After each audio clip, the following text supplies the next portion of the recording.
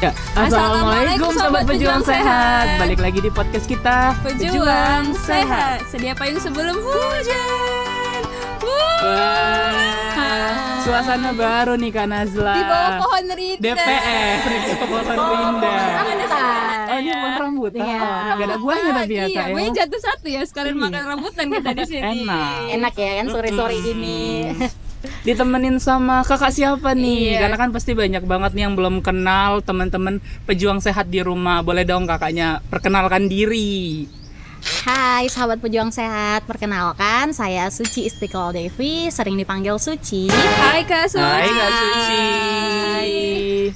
Saya adalah petugas PIPP dari Rumah Sakit Pertamina IHC Rantau. Wah, jauh banget kita dia dari Langsa ke Rantau. Saat ini kita berada di Rumah Sakit Pertamina IHC Rantau ya. Kabupaten Aceh Tamiang ya Dil ya. Oh, deketan tuh Kak, Langsa sama Tamiang, nggak Tapi jauh kali lumayan lah. agak jauh lah perjalanan kita. Butuh sampai hari effort. ini. Demi Kak Suci yang Demi hari Kak ini. Suci ini. Tadi kakak ngebicarain apa tadi petugasnya Kak? PIPP. PIPP. Apa ya?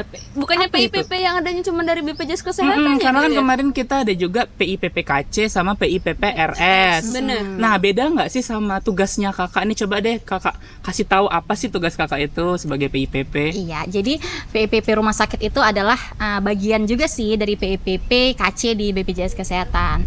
Sebenarnya PIPP ini terbentuk karena adanya di PIPP BPJS Kesehatan. Nah, kami di sini adalah petugas pemberian informasi dan penanganan pengaduan yang ada di Rumah Sakit Pertamina Rantau. Jadi semua pemberian informasi ataupun penanganan keluhan itu akan kita sampaikan melalui aplikasi yang namanya SIPP yang dimiliki oleh BPJS Kesehatan. Berarti PIPP Rumah Sakit juga berkesinambungan nih sama Iya, PIPP. saling berkoordinasi Benar. dengan EP3RS ya kak ya. Wah, luar biasa ya. Berarti kan kemarin tuh ada juga memang Kak Lida menyinggung bahwasanya di rumah sakit itu ada petugasnya petugasnya yang udah dibekali tentang BPJS ya kak ya. Makanya kita jauh-jauh nih dia datang mencari tahu informasi yang disampaikan Kak Lida itu seperti apa sih sebenarnya. Melalui Kak Suci. Iya. Nah kak, fungsi dari PIPP itu apa nih? PIPP khususnya kan di rumah sakit, kerjanya tuh ngapain aja gitu tuh? Kesibukannya sebenarnya apa nih Kak sebagai PIPP di rumah sakit ya Dil, Untuk ya? pasien terutama ya. Ya, jadi kalau di rumah sakit kita itu ada ruangan nih, satu tempat ruangan yang namanya PIPP. Di situ jadi pasien bisa datang untuk mengeluhkan atau menanyakan informasi mengenai seputar apa aja nih yang ada di rumah sakit. Namun kalau kita di rumah sakit ini terkadang bukan pasien yang datang ke kita, tapi malah seperti kakak nih, datang nih ke pasien-pasien keliling, mulai dari rawat jalan, rawat inap, ke setiap unit. Jadi kita tanyakan ada keluhan. Jadi keluhannya bukan hanya tentang BPJS saja, tapi tentang semua apa yang dikeluhkan di rumah sakit. Misalnya air nggak hidup, dokter nggak datang, dokter telat datang. Jadi semua keluhan itu kita tampung. Jadi kalau keluhan sakit hati ditampung nggak nih Kak? Kalau sakit hatinya karena petugas rumah sakit mungkin ditampung ya. boleh, Tapi boleh. kalau sakit hati karena pacaran, Kalau itu Kayaknya nanti nggak bisa ke ya. ruang sebelah ya. Ruang sebelah lagi ya. Ada Kak, konsultasi ya. lain nih. Berarti Kak Suci ini banyak kali kerjanya ya kak ya. Iya. Semua keluhan tuh di rumah sampai sakit. air nggak hidupnya pun kayaknya ngeluhnya ke Kak Kalau aku Suci. air nggak hidup di kos, nelpon bapak kos. beda dia. Oh beda ya. Kalau Kak Berarti- Suci kayaknya dia langsung menangani nih semua keluh-keluhan dari pasien-pasien. Luar Nah, biasa ya. banyak nggak sih kak keluhan? Maksudnya keluhan apa nih yang paling sering kakak dengar dari pasien-pasien di rumah sakit ini? Kalau kita sih di sini mungkin dari IGD ya, untuk pasien yang masuk emergensi. Terkadang kan banyak nih keluhan, dia masuk aja dan dia nggak tahu nih status kepesertaan BPJS-nya. Nah, seringkali nggak aktif nih dengan alasan akhir bulan, tidak ditanggung dan yang lainnya. Nah, itu yang sering paling banyak kita entry ke SIPP. Berarti kakak pada saat ada keluhan dari peserta, kakak langsung menginputnya ke aplikasi yang SPP Iya. tersebut. Oh, nanti kalau dari aplikasi SPP itu selanjutnya gimana nih? Masuknya kemana tuh? Iya benar. Nah, jadi kan kita enter ini dulu nih kan ke aplikasi SPP. Kemudian kita juga buat di grup Telegram yang memang dibuat oleh BPJS kan. Kita entry ke grup Telegram. Kemudian kita entry juga ke monitoring di Google Sheet. dan selanjutnya akan ditindaklanjuti sih biasanya langsung sama petugas BPJS ya. Berarti apapun pengaduan dari peserta ya, dari pasien langsung ditangani oleh juga dari BPJS dari beberapa kanal-kanal ya Kak ya. Wah, luar biasa. Untuk pengaduan tuh pasti ada tingkatnya kan Kak. Ada yang maksudnya kayak air mati kan nggak perlu sampai ke BPJS tuh, atau jangan-jangan air mati juga sampai ke BPJS, atau pengaduan yang tingkatnya mungkin rendah itu bisa diselesaikan di rumah sakit atau gimana tuh Kak? Jadi untuk keluhan yang kita entry ke SPP tuh sebenarnya kita bagi, ada yang harus kita eskalasikan dan ada yang harus kita close. Jadi yang eskalasikan tuh seperti yang kartu tidak aktif, yang memang butuh penanganan oleh BPJS. Tetapi untuk kasus yang kita close seperti yang air itu tetap tuh kita entry ke SPP, tapi sifatnya kita close, nggak langsung ke BPJS. Tidak eskalasi berarti ya Kak ya. Langsung kita tangani segera. Berarti kasusnya itu sudah selesai di rumah sakit lah ya. Tidak perlu kita eskalasikan, kita close aja. Luar biasa. Jadi Kak, kalau misalnya selama pasiennya ada nggak sih Kak terkait ngeluh atau meminta informasi nih sama Kakak terkait BPJS Kesehatan gitu kan? Ini kan tadi Kakak menceritakan tentang masalah atau keluhan dari peserta. Nah, kalau misalnya terkait permintaan informasi terkait BPJS Kesehatan, ada nggak kira-kira Kak peserta yang menanyakan itu kepada Kakak? Wah, itu malah lebih banyak lagi. Lebih banyak nih. Apalagi untuk pasien-pasien yang rawat jalan ya. Nah, sekarang kan kita udah lebih digitalisasi ya untuk pendaftaran antrian itu melalui mobile JKN. Nah, jadi peminta informasi itu seperti itu, bagaimana cara mendaftar secara online. Jadi kita banyak mengedukasi di mobile JKN, dan tidak hanya peserta rawat jalan, ternyata peserta rawat inap yang sudah selesai dirawat itu kita edukasi juga untuk mendownload aplikasi mobile JKN untuk kontrol selanjutnya ke rawat jalan. Berarti memang mobile JKN ini yang begitu banyaknya narasumber ya yang kita tanyai pasti semuanya mengungkapkan tentang mobile JKN. Iya, benar. Karena memang banyak kan kemudahan dan memudah kepraktisan ya gitu ya untuk peserta dan untuk pasien, apalagi yang rumahnya jauh-jauh kan, jadi dia nggak perlu datang pagi-pagi nih ke rumah sakit hanya untuk mengambil nomor antrian, padahal dia bisa mendaftarnya dari online aja. Ya benar, berarti memang mempermudah sekali ya Kak ya, bahkan peserta juga mencari untuk melakukan download mobile JKN tersebut. Nah, Kakak sendiri ada target nggak nih terkait berapa orang yang harus setiap harinya Kakak edukasi untuk peserta gitu? Misalnya kayak aku harus hari ini mengedukasi 10 peserta, atau kita ada targetnya nggak sih Kak dari Kakak sendiri? Oh, itu jelas ada.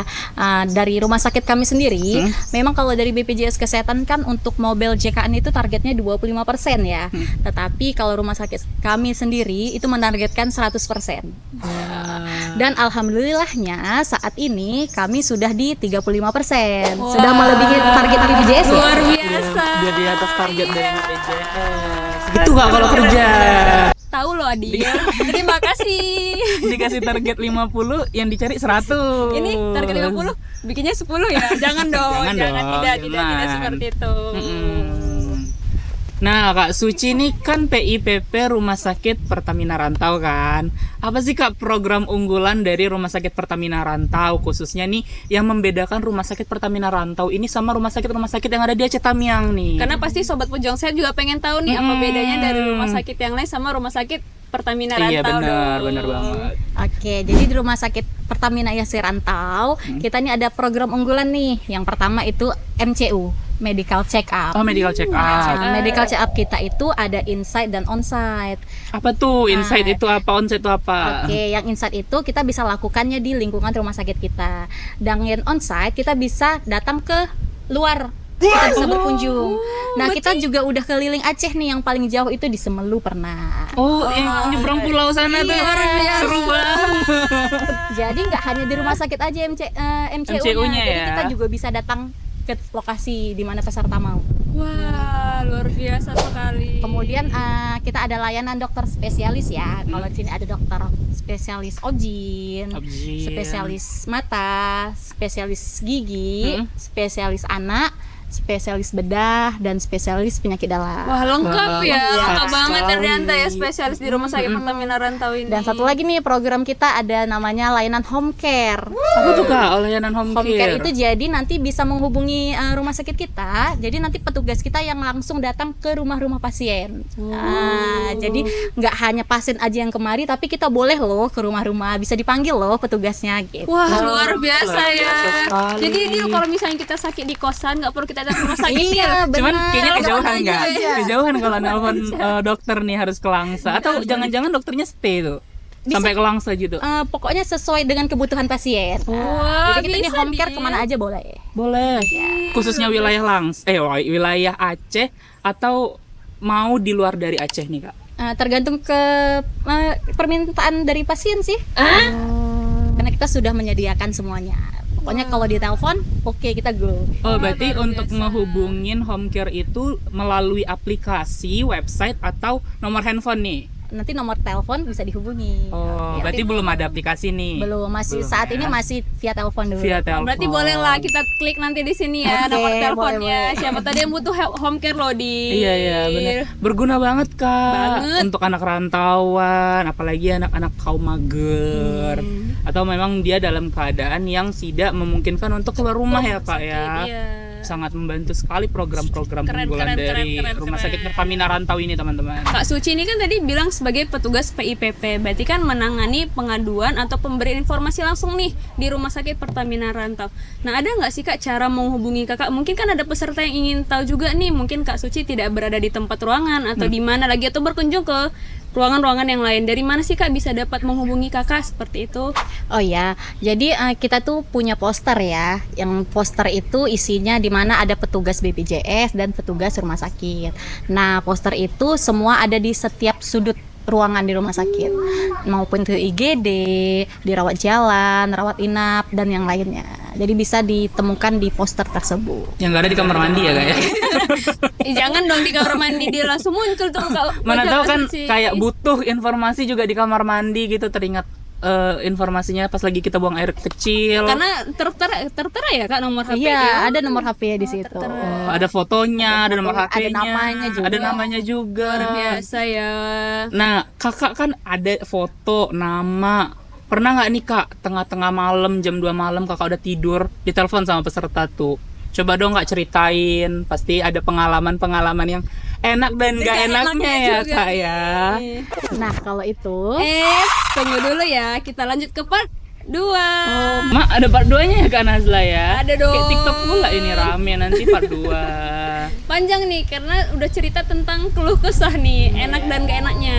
Nanti Iya kalau ya. part 1 bosan nih peserta kita yang nonton kan. Kayaknya seru nih kalau diceritain tentang nggak enak dan Nggak enaknya enaknya. Kak Suci sebagai PIPP Rumah Sakit. Jadi kita khususkan part 2 ini khusus untuk seperti itulah. boleh lanjut part 2 ya guys.